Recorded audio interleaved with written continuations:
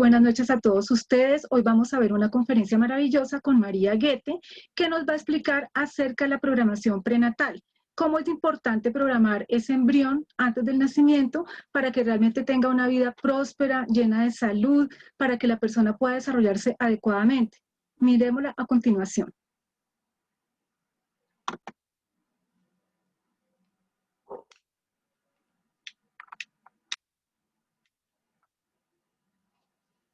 Bueno.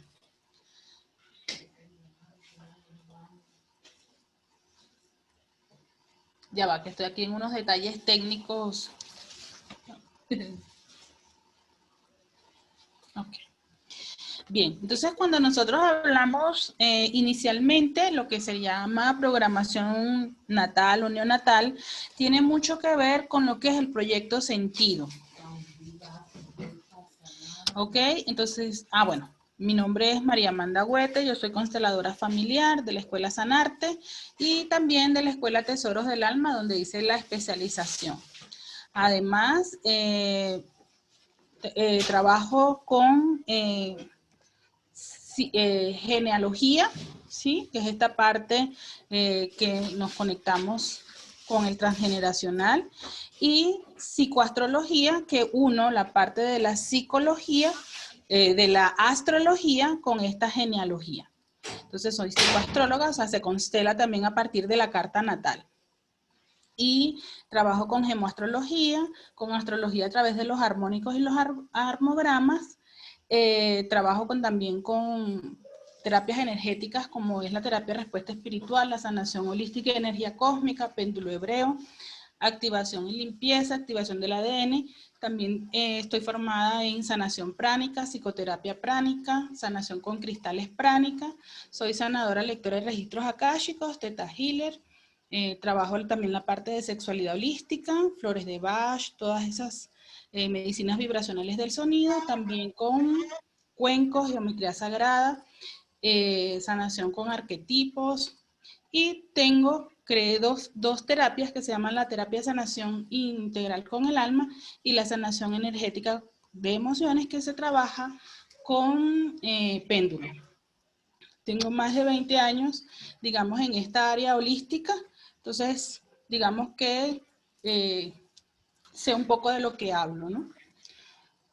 Cuando nosotros hablamos del proyecto Sentido, fue ideado por este señor Marc Frechet, y él fue concebido a final de la Segunda Guerra Mundial en 1945. Entonces, sus padres, que estaban, digamos, como haciendo cosas no muy claras durante la guerra, la mamá temía ser juzgada y encarcelada. Entonces los padres acordaron que ella se iba a embarazar, porque si ella estaba embarazada iban a ser más indulgentes con ella al momento de la encarcelación y de todo ese proceso. Entonces, la idea de él, al concebirlo, es que iba a liberar a su madre del encierro. Entonces, Marc Frechet, él pasó, evidentemente, la mamá estuvo presa y él pasó todos esos 9 primeros, tanto la concepción como sus primeros años de nacimiento, con su mamá presa. Entonces, ella no quería tener el bebé por tener el bebé, sino solamente para aminorar la carga de esa situación. Entonces, él decía que él estuvo rodeado de muchas mujeres, pero no de su mamá. Y él era terapeuta médico, y él tenía éxito en la parte de las mujeres que lo consultaban por la esclerosis. ¿Ok?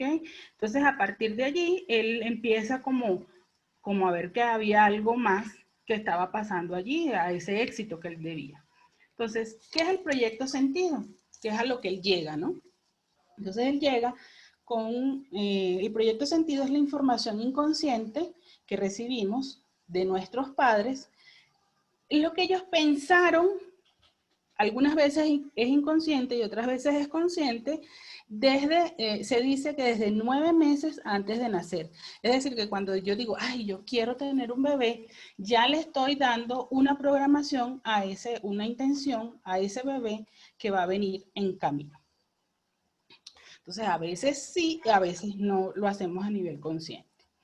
Y esa información queda grabada en todo lo que es el vientre, el líquido amniótico, y por supuesto, a través de allí se conecta ese hijo con la información.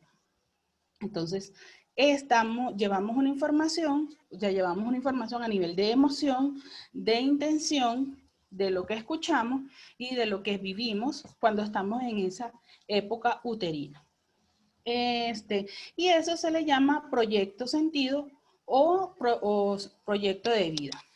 En el espacio de la concepción, entonces es desde antes de la concepción, es decir, 9 meses antes de ser concebidos, en el momento que somos concebidos, los 9 meses después, tiene incidencia, se dice que más directa, hasta los 3 años, aunque hay quienes han, digamos, seguido hasta los 7 años. Sin embargo, eso es una programación, o sea, eso es algo que hacemos y que está presente en nuestra vida, a lo largo de nuestra vida.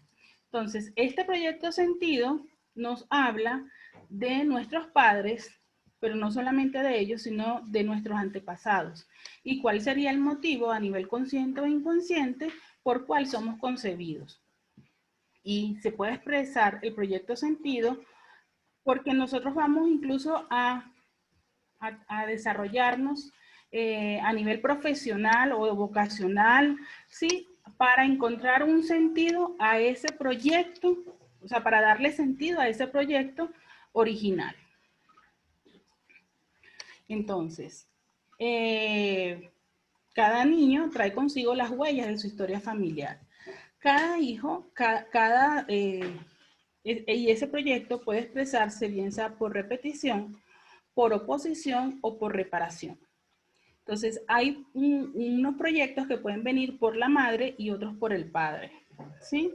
Tenemos proyectos sentidos también de amores, de profesión, de amigos, para enfermedades psicológicas, psiquiátricas, incluso hay un proyecto sentido que es a nivel consciente o inconsciente. Entonces, digamos que más reciente, de estudios más recientes, tenemos avances o fundamentos científicos que avalan y que apoyan esta teoría del proyecto sentido.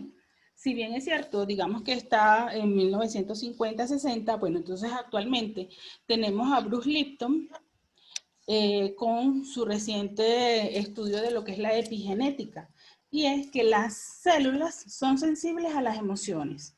Sí, no solamente las células, los átomos, todo lo que está inmerso e inmiscuido en ese mundo subatómico, por supuesto, responde a la emoción, porque la emoción también es una frecuencia y es una vibración. Y todo cuanto somos y nos envuelve, digamos así, está relacionado con frecuencias y energías. Entonces, la física cuántica, a lo que nos está llevando ahorita es que la materia no existe. Si bien es cierto que tenemos una física tradicional o lo que se llama la física newtoniana, ella nos lleva hasta el átomo, ¿verdad? Que el átomo era lo más pequeño, esa era la concepción que se tenía antes.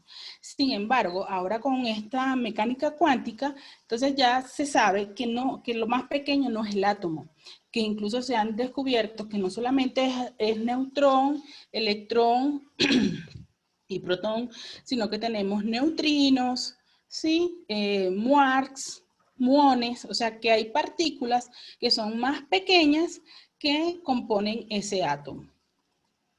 Y que todo eso que compone el átomo está hecho de frecuencias y que giran alrededor de sus propias frecuencias.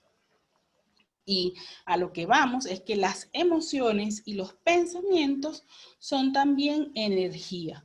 Y que esa energía emite una frecuencia y esa frecuencia altera o modifica todo cuanto es y todo cuanto nos rodea. Por eso se dice que la palabra tiene poder o el pensamiento tiene poder. ¿Por qué? Porque eso emite unas ondas que no son perceptibles a nuestros ojos, pero que modifican, ¿sí? Son capaces de modificar el entorno. ¿Por qué? Porque modifican los subátomos, digamos, todas las partículas más pequeñas, cuánticas y subcuánticas. También están otros estudios como los hologramas, que si vemos aquí, muchos no sé si han visto, que si nosotros tomamos la disección de un pedacito de esto, es un mismo patrón. Ese es el fractal, ¿sí? Entonces la información que está en el todo también está en la parte.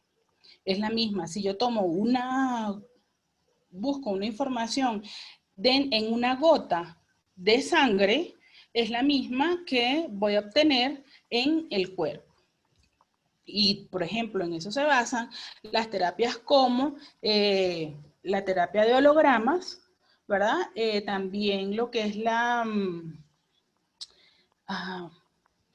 iridología, el de la oreja, que ahorita no me acuerdo cómo se llama, ¿sí?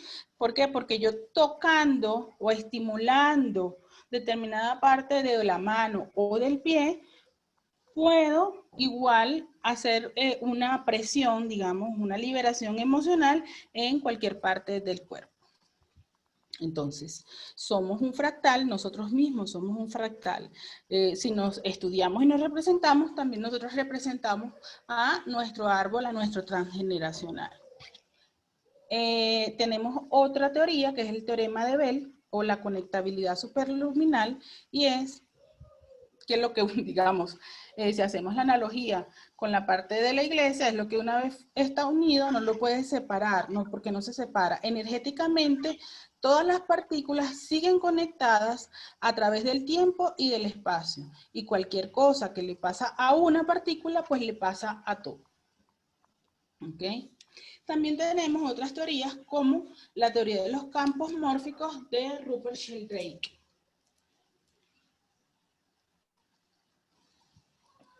Y entonces esa establece que hay unos campos que son no físicos, o sea, hay una serie de campos que no los podemos ver, pero que influyen sobre los sistemas y que presentan algún tipo de organización.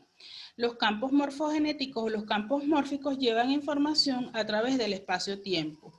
Y lo que son las constelaciones han demostrado, digamos, mucho que ver con esto, porque nosotros repetimos patrones, ¿verdad? Y esos patrones, algunas veces no somos conscientes, digamos, de esos patrones, pero los repetimos. Tenemos una historia que se repite, que cuando nosotros decimos, wow, sí, la abuela, la tía abuela, la tatarabuela, y esa información nadie nos las contó, sino que a través del campo mórfico estamos repitiendo esas historias. Tiene mucho que ver, y este es uno de sus trabajos de investigación, digamos que demostró la teoría, es con lo del mono número 100. ¿Alguien sabe esa historia?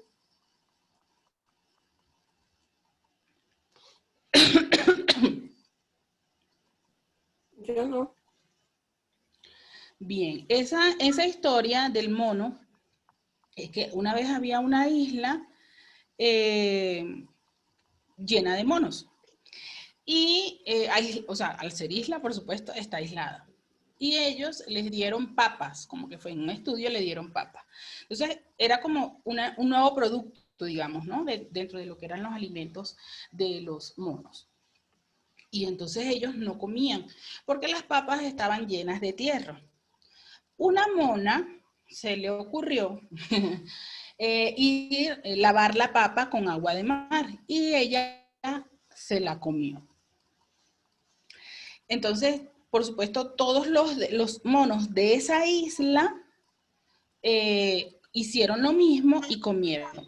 Entonces, luego, que era llegar al mono número 100. Entonces, vienen y en otras en otros espacios donde habían también una comunidad de monos, ellos se sorprendieron porque vieron que hicieron el mismo procedimiento que los monos de aquella isla, es decir, que ellos agarraron y lavaron la papa para comérsela. Siendo que no había comunicación entre los monos de esa isla original y los de las otras, porque después ya se dieron cuenta que ya lo sabían, como decía, hacer todos los monos. Entonces, al no haber una comunicación, hubo una transmisión de un conocimiento, como decir que no se podían explicar.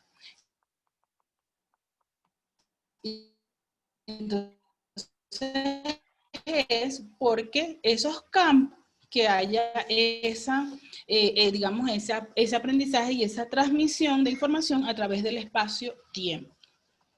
No necesitamos decir o enseñar para que algo dentro, si lo llevamos al área en la que estamos trabajando, el área dentro de nuestro sistema, de nuestro linaje, pues tienda a repetir o a realizar determinadas acciones. Entonces, dentro de este ámbito, estoy hablando bien, no estoy muy rápido. Está súper bien, dale. Ok. Entonces, dentro de este ámbito, nosotros, digamos como bebés, estamos influenciados como bebés, personas, ¿sí? Estamos influenciados por energías, digamos, estamos por energías o programas de vidas pasadas, que es donde tenemos esas memorias de impactos energéticos que están activos y de lo que no somos conscientes, pero que de algún modo modelan también parte de nuestra conducta y se puede manifestar, por ejemplo, cuando le tenemos miedo a algo y decimos, pero es un miedo irracional porque a mí no me ha pasado nada asociado con este evento. Por ejemplo, que yo esté en el mar y ay, no, llega un momento en que si el agua me pasa de las rodillas, ya tiemblo, ya me da miedo, o me da miedo montarme en un ascensor y se puede decir, pero es que a mí no me ha pasado ningún evento traumático, ¿sí? Que me pueda alborotar este miedo. Entonces, allí hay energías o programas, puede ser de vidas pasadas, que al causar un impacto que generó una emoción, pues en esto, como la vida es una y continúa a través del tiempo, todavía están presentes esas reminiscencias y no sabemos por qué. Tenemos también información de lo que es nuestro transgeneracional, que es una información que está codificada en el árbol, que puede ser lo no dicho. Como les dije, tiene sus bases, digamos, científicas, como se las comenté atrás. Entonces, puede ser que hubo un asesinato o hubo incestos y que en las siguientes generaciones nos pasa por lo menos cuando estudiamos nuestro árbol genealógico, cuando tenemos, por ejemplo, ¿no? Mi hijo se casó y no puede tener hijos, ¿sí?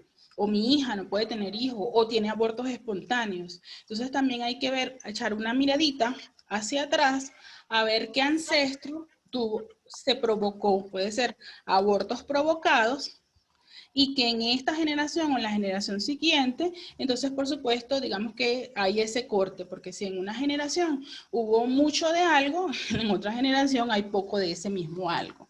Entonces, en alguna generación hubo muchos abortos o se puede repetir. Como yo les dije, hay repetición. Entonces, se puede repetir que generaciones más adelante, pues la novia, hija o nieta de esa señora que se practicó muchos abortos, que actualmente es la novia o la hija de alguien, pues no pueda tener embarazos, ¿sí? Entonces, está lo no dicho, las tragedias, las ruinas, etc. Tenemos una información que también modifica, digamos, o sea, que nosotros no somos puros, ¿no? Todo nos modifica porque estamos casualmente en este ambiente de que todo es energía y somos paquetes de información. Está este proyecto sentido que está contemplado, digamos, desde 9 meses antes de la concepción hasta los 3 o 7 años. Y tiene que ver con el para qué me hicieron y cuál es el proyecto del clan para mí.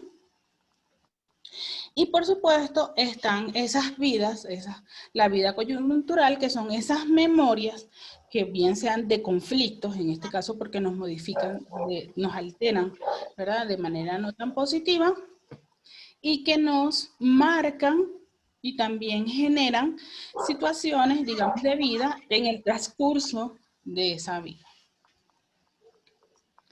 Entonces, como aquí nos vamos a abocar es a esta parte de proyecto sentido y formas de parto. ¿Ok? Entonces, el proyecto sentido dentro de algunos tipificaciones de lo que es el proyecto sentido, están los que son salvadores de la familia, son hijos no deseados y luego deseados. Hay un proyecto sentido explícito, un proyecto sentido de inexistencia, de duelo bloqueado, inconsciente e incluso de enfermedades. Esto me genera unos hijos que están asociados a son unos hijos de sustitución, hijos yacientes o yacentes, son de eventual sustitución, hijos medicina, hijos mosqueteros, hijos bastón, hijos basura, etc. De esos vamos entonces a comentar. Entonces, tengo un proyecto sentido de aquellas personas cuyos comportamientos están asociados a ser salvadores de la familia. Por ejemplo, son bebés que suelen nacer en familias con algún tipo de conflicto y cogen la carga de ser los salvadores. Cuando crecen, quieren proteger a todos, aun cuando sea el pequeño o la pequeña de la familia. Dentro de ellos hay programas que dicen que ellos tienen que salvar a la familia, no son capaces de hacer cosas por sí mismos, sino para los demás. Ejemplo, si un familiar está enfermo y los demás hermanos no vienen, ella sí, esa persona está ahí para atender a al que está enfermo, ¿ok? Y además se encarga de todo y se ocupa de todo, no hay problema. Entonces hay un programa porque hay un exceso. Entonces, en ese sentido, digamos, el meollo de la situación, lo que está activado allí es el sentido del sacrificio. ¿Por qué? Porque esas personas no tienen nada para sí mismos, siempre están en el dar. No hay un equilibrio entre el dar y el recibir. ¿Okay? Está el hijo que no es deseado y que luego es deseado. Entonces, cuando la mujer se embaraza, la primera reacción es, ¡ay no! ¿Embarazada? ¿Cómo? ¿Por qué? ¿Para qué? ¿Cómo voy a hacer? ¿Sí? Entonces, esa angustia, esa emoción es, digamos, como que atrapada por el feto. Y se genera allí un programa de inseguridad, de duda. Entonces, bueno, después la mujer, sí, esa mamá luego dice, bueno, sí, ¿qué tanto es? Ya estoy embarazada, para adelante, para allá. Entonces, digamos, igual aminora el impacto, pero ya el impacto está generado. Es distinto la que luego dice, bueno, sí, después le canta al bebé y ay, sí, mi bebé lindo, vamos para aquí, vamos para allá. A la que dice definitivamente, no sé qué voy a hacer con esto. ¿Ok? Entonces dice, desde que nacen estos bebés que no son deseados, tienen un sentimiento de culpa por haber nacido. Entonces son personas que se sentirán no deseadas en diferentes áreas de su vida y generan inseguridad y baja autoestima. Estas personas necesitan afecto y contacto físico para mermar su sensación de no ser deseados. Aún así, pueden sentir que todo ese cariño recibido no es suficiente, pues su programa inconsciente de no deseado lo activa. Y generalmente se relacionan de manera posesiva y celosa, creando relaciones de dependencia. Es decir, necesito sentir, porque no es quiero, es como una necesidad de sentirse amado y expresan ese amor a través de esos celos y de esas posesiones, ¿sí? Para que no te me vayas. Está el proyecto sentido explícito y tiene mucho que ver con mi padre es abogado, mi padre es doctor, etc. Y estaba claro que cuando se iban la intención, digamos, de la madre o de ellos era prolongar el apellido de la familia y que siguiera como la misma profesión, ¿no? Mi hijo es mi papá fue médico, yo soy médico, mi hijo va a ser médico. Tengo un legado, digamos, que trascender a través del tiempo. Entonces, se crea una fidelidad según la historia y el desarrollo personal.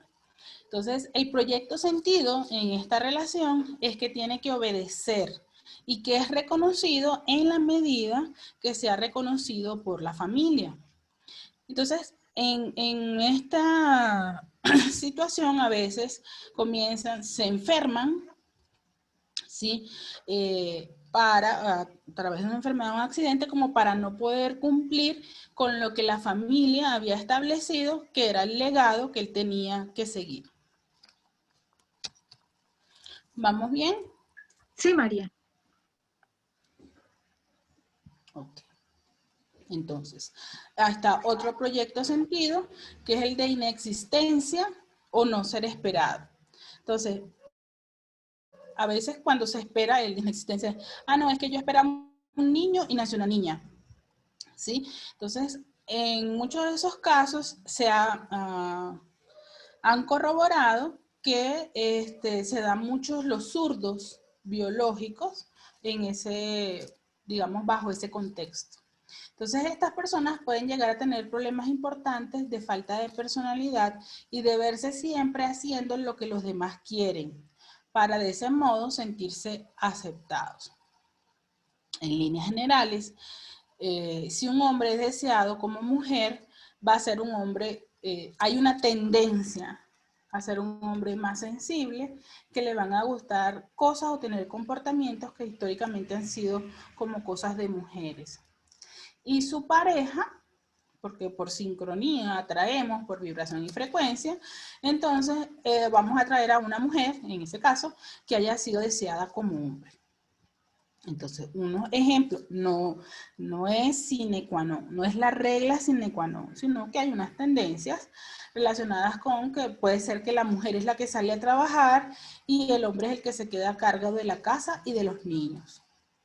Ella es la que maneja, generalmente, y a veces los hombres se entienden mejor con otras mujeres que con los mismos hombres. ¿Ok?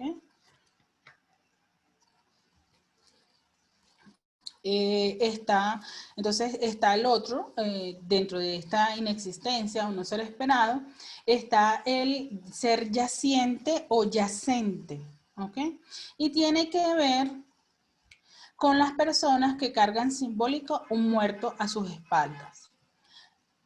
Eso se debe a que puede ser que hubo alguien en la familia que murió prematuramente o de manera traumática y sus padres o su familia no superan esa muerte.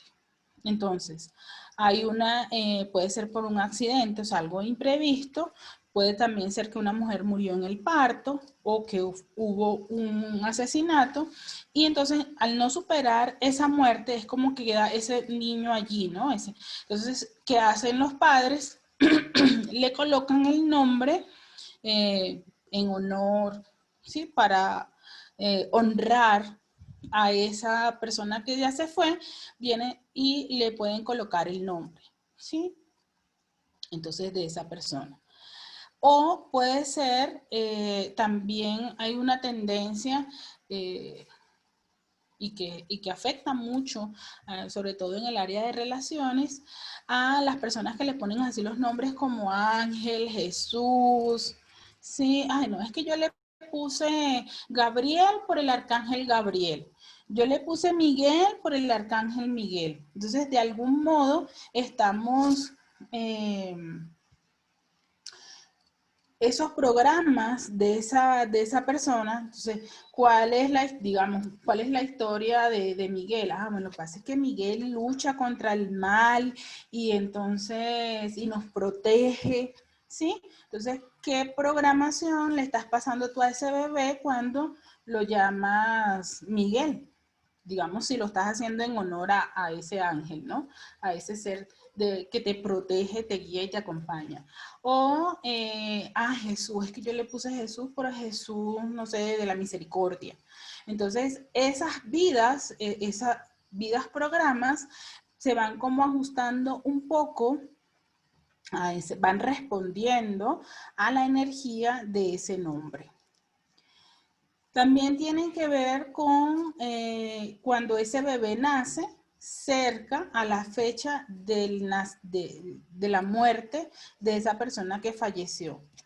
No, es que yo tuve una hija que se llamaba, no sé, Gloria, y Gloria murió a los 3 años en un accidente y murió el 3 de enero, no sé, del 2000.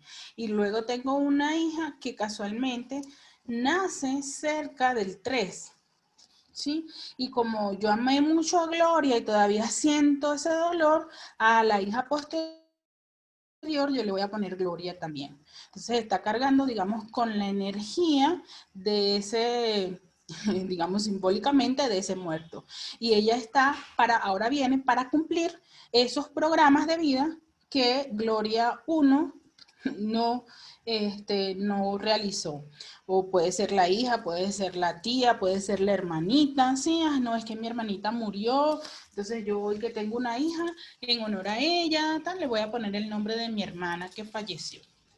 Entonces se ha visto y estudiado que muchas de esas personas que reciben esos nombres heredados de familiares que han de esos ancestros que han muerto prematuramente, pues no es para nada beneficioso porque no tienen como esa independencia. Pueden ser niños o adultos que sienten un vacío, que están viviendo la vida de otra persona. Muchas veces en constelaciones familiares se ve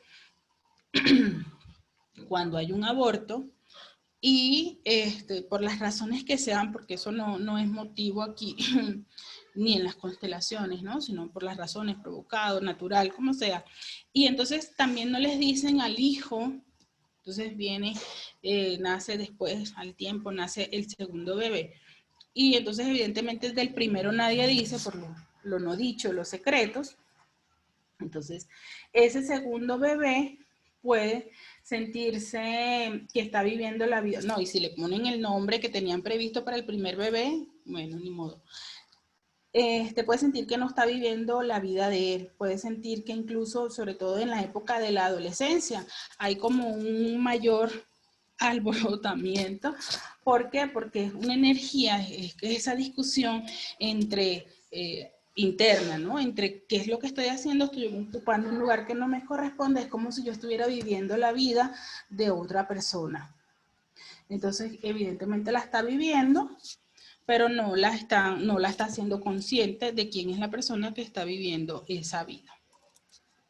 También son personas que tienen un carácter muy melancólico, que están orientadas hacia la muerte, ¿no? O sea, en algunos casos, sí, las personas que tienden mucho a... su estilo de ropa son muchos colores así negros, marrones, grises. Sí, yo entiendo, aquí por cultura la gente se viste mucho de negro, pero cuando hay una tendencia, cuando tú abres ese guardarropa y solamente hay colores oscuros y eso es lo que predomina, sería bueno como investigar un poco, o sea, el hecho de que yo no me pueda, de que no sienta la necesidad de tener ni siquiera un par de zarcillos rojos, por decir algo, ¿no? Sino que siempre me vista con esos colores muy sombríos. Pueden ser una orientación de que hay un yaciente en la familia. ¿Ok? Entonces los tenemos por nombre, por fecha de nacimiento. También a veces tenemos el parecido físico. Ay, es que tú te pareces a la tía Juanita. Sí, entonces tenemos cualquier comportamiento y no, es que eso es típico de la tía Juanita. Eso es típico. Entonces ya te están diciendo, te están reiterando que estás cumpliendo como que las actividades de la tía Juanita, ¿no? Lo que la tía Juanita no hizo o dejó de hacer, pues ya te está correspondiendo a ti hacerlo. Esto se hace, digamos, desde el inconsciente. ¿Ok? Ahí sí que no hay nada que reclamar, nada que justificar, ni ¡hey! Ni pelear por eso.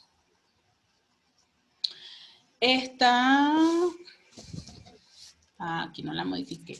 Está también la mamá que habla de que, oye, tú no deberías haber nacido. Y tiene que ver mucho con el yo no tengo derecho a vivir. Entonces son unas personas que hay una tendencia también como a la muerte, ¿no? Tendencia a lo melancólico, a que yo no, a esa inexistencia, a que yo no ocupo un lugar aquí, de que aquí estoy de más. Son personas también como que se van a sentar, ay, permiso, por favor. O sea, son muchos permisos y disculpas. O sea, ese es su vocabulario. Ay, que agarré esto, ay, perdón por agarrar lo que eso yo no sabía. Mira,